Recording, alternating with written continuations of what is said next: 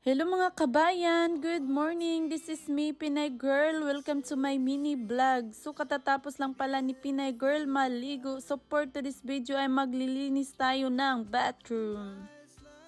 Gumising talaga ako ng maaga para masimulan ko talaga ng maaga ang paglilinis ko ngayon ng bathroom para matulungan ko ngayon ang aking mother-in-law Char. So since nandito pa ako ngayon, so kailangan ko siyang tulungan bago ako aalis at babalik sa Washington.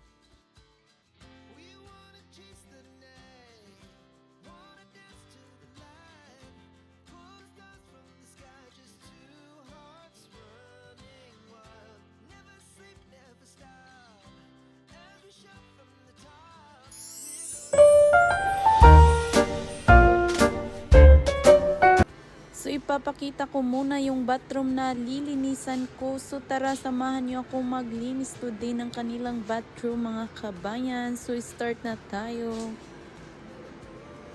So good morning sa lahat. Start working na nga si Pinay Girl. Sa lahat ng mga nanood, welcome back to my YouTube channel. Sa mga hindi updated ng buhay ni Pinay Girl at kung nasaan ako ngayon, by the way, nandito pa ako sa bahay ng aking mother-in-law Char. Since masipag talaga si Pinay Girl, bago talaga ako uuwi ng Washington, ay maglilinis muna ako ng kanyang bahay at dito ko sinumulan talaga sa kanilang bathroom. Nagpapasalamat talaga ako ngayon dahil ako na lang yung kinuha niya na maglinis ng kanyang bahay at saka bathroom kaysa sa iba pa. So sobrang thankful po talaga ako na ako na lang yung kinuha niya at sa akin na lang niya inoffer. Okay lang naman sa akin kasi tutulungan ko din naman siya sa paglilinis ng kanyang bahay. Basta palagi lang natin tatandaan mga kabayan na push lang natin ang ating mga sarili, marami pa tayong magagawa at maa-achieve sa buhay. Basta wag mo lang kakalimutan ang sipag at tiyaga at pananampalataya, makakarating din tayo sa exciting part ng ating buhay.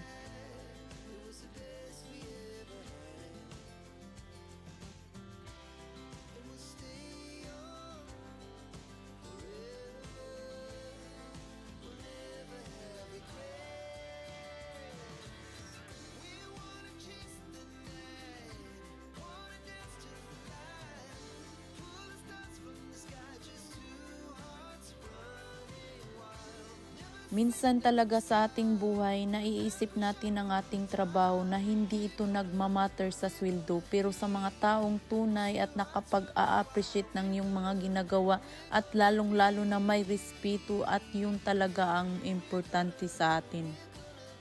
Sa lahat ng mga Pilipina ay nakaka-proud talaga sa ating sarili yung pagiging hardworking natin para sa ating pamilya. Alam naman natin yung mga Pilipino ay masisipag talaga pagdating sa trabaho sa ibang bansa.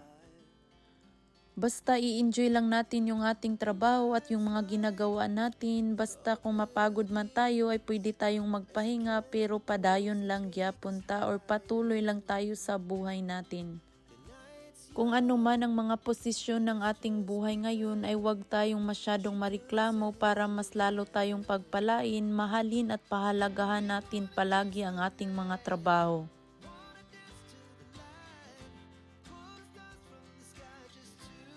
Nagpapasalamat talaga ako sa Panginoon dahil nandyan siya para sa akin lalo na sa mga pinagdadaanan ko. Kahit mahirap sa akin, malayo sa aking anak or pamilya ay kinakaya ko talaga ang aking sarili at lumalaban ako araw-araw para may pakita ko talaga na kaya ko. Kaya hard work muna talaga tayo, sipagan lang talaga natin araw-araw ang ating trabaho. Kaya hard work muna talaga, sipagan mo lang araw-araw ang trabaho mo talaga bago resulta. Lagi mong tatandaan walang short success. Kung gusto mo talagang magtagumpay, kailangan mo muna mag-focus sa process. Work hard lang talaga tayo and always give your best.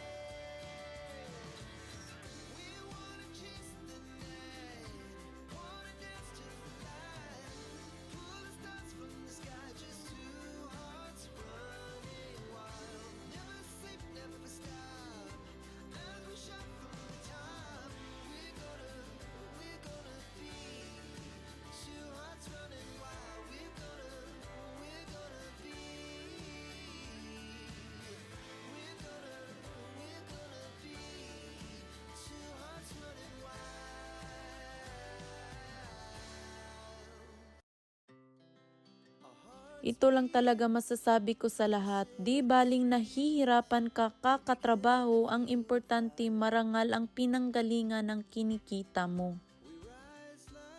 Basta magtiwala lang tayo na may tamang oras ang lahat at may tamang panahon na nilaan si Lord para sa ating mga pangarap. Work hard lang tayo at be patient.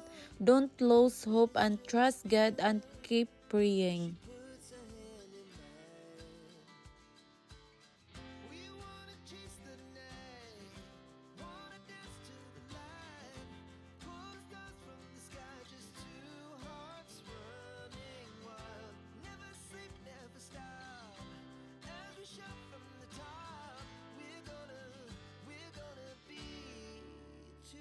Running wild.